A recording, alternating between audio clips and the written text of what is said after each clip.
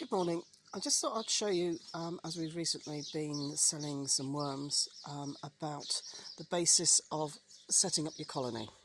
So here I have some of our worms, which are going to go out tomorrow.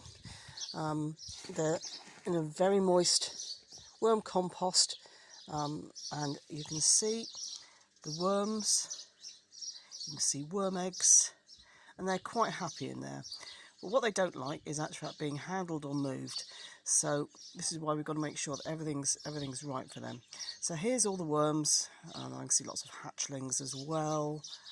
If I just point to a worm egg, there's a worm egg, a worm cocoon, and that will have about maybe 20 hatchlings in it when they're ready to hatch.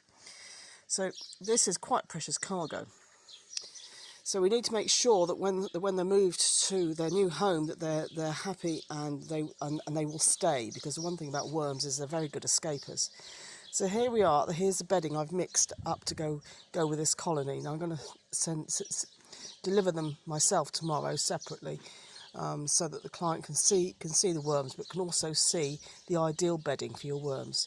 Now this is the right kind of consistency you need. It's nice and light, so the worms can move easily through it. They do need oxygen, but it's moist. And that is also why, unfortunately, I have to do this kind of job without wearing gloves, because otherwise you can't feel the correct moisture level in here.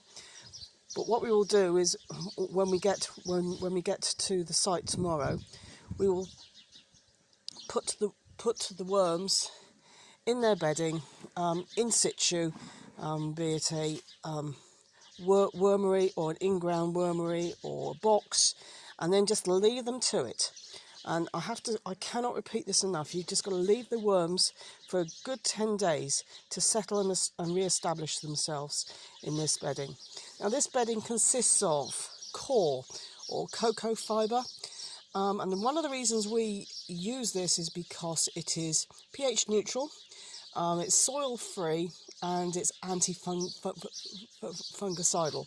It'll hold the moisture nicely, but is nice and light, and so it's always worth getting something like that. Now this has been mixed in with a bit of aged horse manure and some worm compost that I have here, so it's nice and organic. There's nothing in here that's going to heat up and make the worms want to leave. This time of year in Spain is particularly tough, and we don't normally sell worms out beyond March or April. It's only because of COVID that we are actually dispatching worms as late as this. But this will be the last batch until autumn now. So these worms should be able to keep nice and moist without heating up, and really they won't do too much now until autumn. You can't feed them too much in the summer when they're first getting established. They won't eat the food will rot, the food will heat up, and you'll have a dead colony on your hands. So that's why we do this, and we try and help people get the setup right from the beginning.